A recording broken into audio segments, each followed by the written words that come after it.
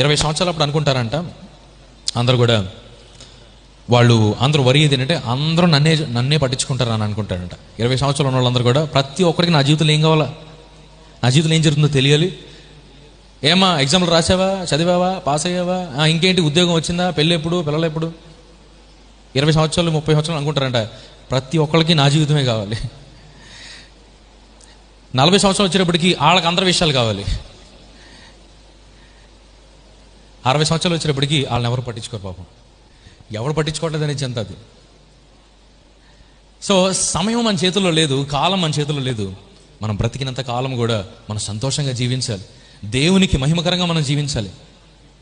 మన యొక్క క్రియలు దేవునికి ఆశీర్వాదకరంగా ఉన్నాయా, మన యొక్క ఆలోచనలు దేవునికి భరితంగా ఉన్నాయా,